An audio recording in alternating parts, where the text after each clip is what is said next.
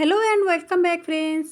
आज हम सीखेंगे कोट कॉलर नेक, वो भी बिल्कुल इजी फार्मूले के साथ। प्रिंसेस कट कुर्ती और कोट कॉलर नेक आजकल बहुत ही ट्रेंड में चल रहा है।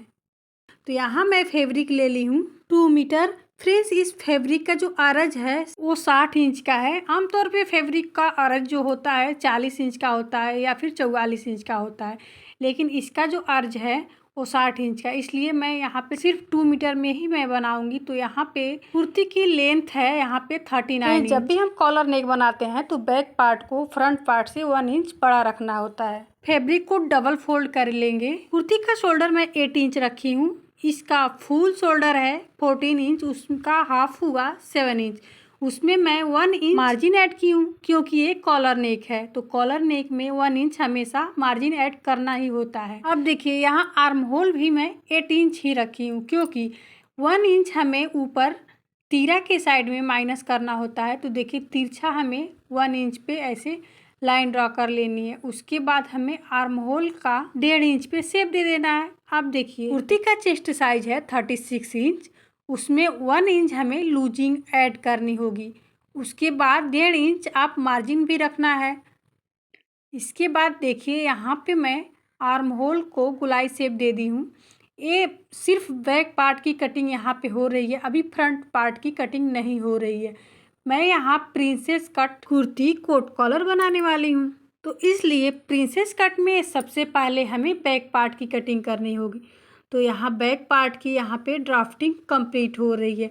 अब हमें नीचे के साइड में भी कुछ ड्राफ्टिंग करनी होगी। तो देखिए यहाँ तक तो हमारी जो ड्राफ्टिंग थी वो कंप्लीट हो गई है। अब हमें वेस्ट और हिप की मार्किंग करनी होगी। तो वेस्ट को यहाँ पे मैं 15 इंच पे ऐसे एक मार्किंग कर ली हूँ एंड हिप के लिए 22 इंच पे एक मार्किंग कर ली हूँ। अब देखिए जितना भी चेस्ट साइज है, तो देखिए यहाँ पे 10 इंच पे यहाँ पे चेस्ट साइज में मार्किंग की थी। तो यहाँ 10 इंच में मैं 1 इंच माइनस करके वेस्ट की मार्किंग कर ली हूँ। उसके बाद चेस्ट से ऐसे हमें तिरछी लाइन ड्रॉ कर लेनी है। तो ये हमारी वेस्ट की भी मार्किंग हो गई। आप चाहें तो मेजरमेंट के हिसाब से भी वेस्ट की मार्किंग कर सकती हैं। यहाँ पे मैं बिना मेजरमेंट के वेस्ट की मार्किंग कर ली हूँ। ये भी बिल्कुल परफेक्ट आता है, इसमें भी कोई कमी नहीं होती है। तो आप इस तरह भी मार्किंग कर सकती हैं बिल्कुल ईजी तरीके से। अब देखिए यहाँ पे मार्किंग कंप्लीट हो गई। अब इसकी हमें कटिंग कर लेनी है। नीचे के साइड में हमें 2 इंच ऊपर ऐसे जाते हुए गोलाई शेप दे देना है। तो यहाँ पे ए लाइन कुर्ती हमारी बैक पार्ट की कटिंग कंप्लीट हो गई। अब हमें फ्रंट पार्ट के लिए फैब्रिक को फोल्ड कर लेना है और उस पर हमें बैक पार्ट को रख लेना है। देखिए फ्रेंड्स, फ्रंट पार्ट को हमें ओपन रखना है। तो यहाँ पे मैं फ्रंट पार्ट को फैब्रिक के ओपन साइड से रखी हूँ। जिधर से हमारा खुला हुआ पार्ट है उधर से मैं बैक पार्ट को ऐसे रखी हूँ। अब हमें प्रिंसेस कट बनाना है, तो उसके लिए 1 इंच हमें इसमें यहाँ पे और ऐड करना है साइड में, और 1 इंच ऐसे ऐड करते हुए हमें लाइन ड्रॉ कर लेनी है और इसकी कटिंग करनी है। तो देखिए 1 इंच पे मैं मार्किंग कर ली हूँ। अब यदि ये शेपर है तो इससे भी या फिर फ्री हैंड से भी आप इसकी ड्राफ्टिंग कर सकती हैं, लाइनिंग कर सकती हैं आप। तो मैं यहाँ पे ये जो शेपर है हिप शेपर, इसी से यहाँ पे लाइन ड्रॉ कर ले रही हूँ और लाइन ड्रॉ करने के बाद मैं इसकी कटिंग कर लूँगी। तो देखिए यहाँ पे लाइन ड्रॉ हो चुकी है। इससे पहले ये जो आर्म होल का लाइन है पहले इसको हमें सीधा कर लेना है और फ्रंट का आर्म होल भी हमें ड्रॉ करना है। तो उसके लिए लाइन को ऐसे बनाना पड़ेगा ही। तो पहले हमें लाइन को सीधा कर लेना है। तो देखिए नेक की चौड़ाई मैं 3 इंच रखी हूँ, और जब भी हमें कॉलर नेक बनाना होता है तो नेक को हमें बड़ा नहीं रखना होता है। तो 2.5 से 3 इंच तक हम कॉलर बना सकते हैं। अब देखिए 1 इंच हमें अंदर के साइड में जाना होगा और इस तरह आर्म होल की ऐसे हमें लाइन ड्रॉ कर लेनी है। तो देखिए फ्रंट वाला आर्म होल की लाइन ड्रॉ हो चुकी है। अब प्रिंसेस कट हमें बनाना है तो 1 इंच इसमें ऐड करके यहाँ पे मार्किंग करनी होती है। तो देखिए यहाँ पे पूरी मार्किंग हमारी कंप्लीट हो गई। अब प्रिंसेस कट का मार्किंग करना होगा। देखिए 1 इंच हमें फ्रंट में भी शोल्डर डाउन हमें करना होता है। अब देखिए यहाँ पे मैं 10 इंच पे बस्ट पॉइंट का यहाँ पे मैं मार्किंग की हूँ। अब हमें 4 इंच पे ऐसे एक और मार्किंग करनी है और 4 इंच पे मार्किंग करते हुए 7 इंच लंबा एक लाइन ड्रॉ कर लेनी है। उसके बाद सेंटर से हमें 1 इंच दोनों साइड में ऐसे लाइन ड्रॉ कर लेनी है और ऐसे तिरछी लाइन ऐसे बना लेनी है। ये हमारा डॉट के लिए होगा।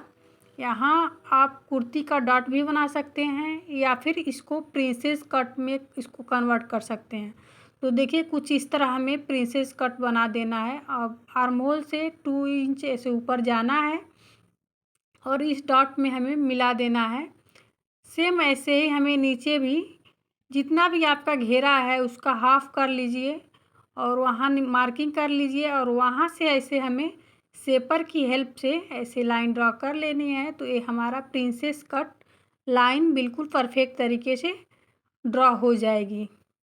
तो देखिए यहाँ पे कटिंग अब हमें कर लेनी है। तो चलिए इसको कटिंग कर लेते हैं। फ्रेंड्स, फ्रंट वाला जो पार्ट है बैक पार्ट से हमें 1 इंच छोटा ही रखना है।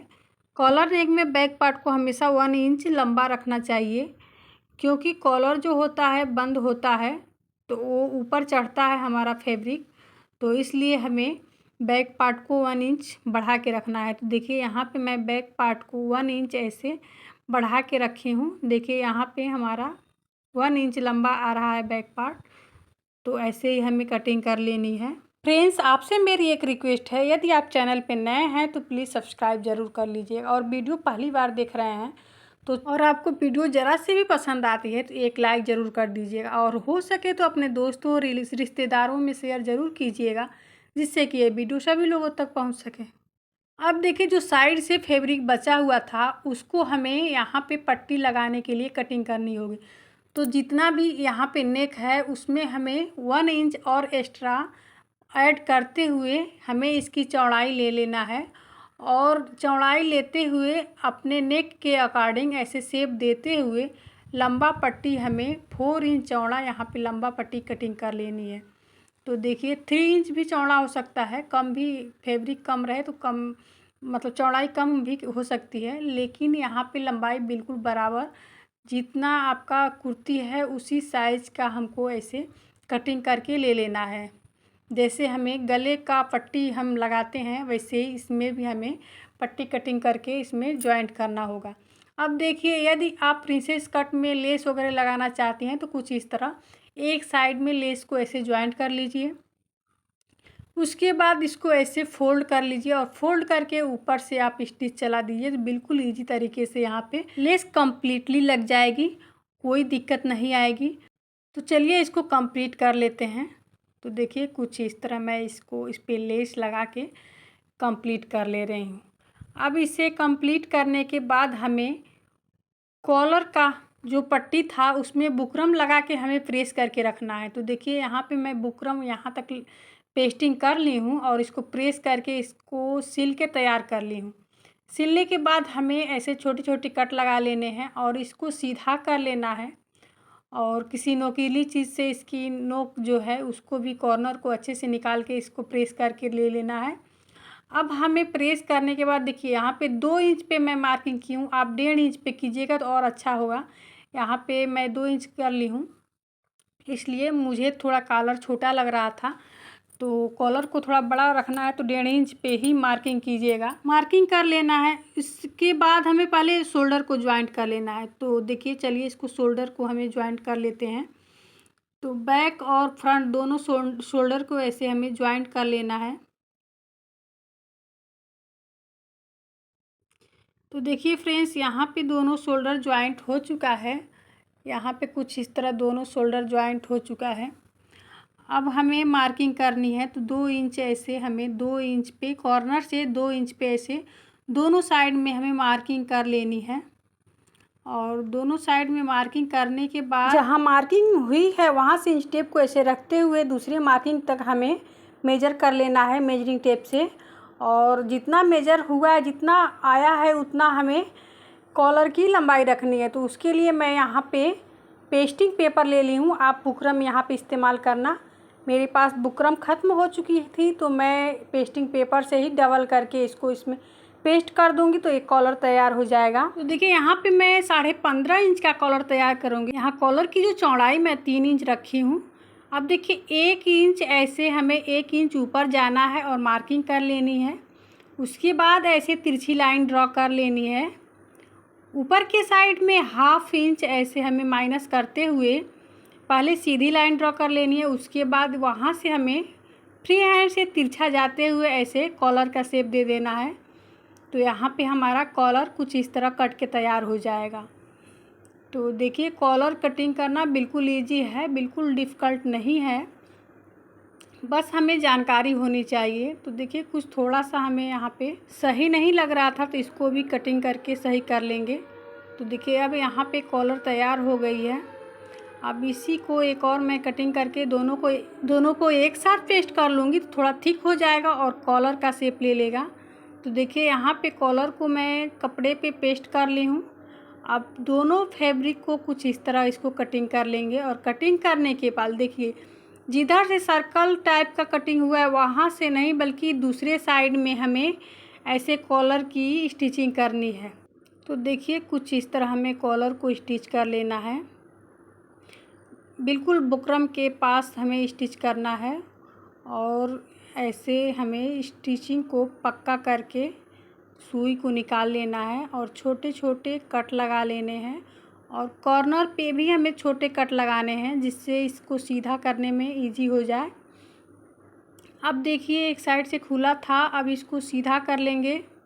तो इसको कैंची की नोक से सीधा करेंगे। आप चाहें तो पहले धागे से भी इसको सीधा कर सकती हैं। स्टिच करते हुए हमें धागे को लगाना होता है, उसके बाद सीधा करने पे धागे को खींच देंगे तो इसका कॉर्नर अच्छे से निकल जाता है। लेकिन आप कैंची की नोक से भी इसको सीधा कर सकती हैं।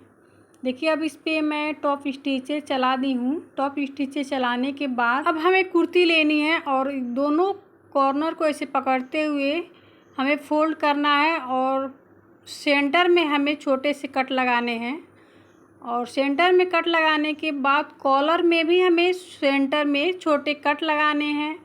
उसके बाद दोनों कॉलर और कुर्ती के नेक को दोनों को ऐसे हमें मैच करना है और मैच करने के बाद सेंटर से ही हमें इस पे स्टिच चलानी है।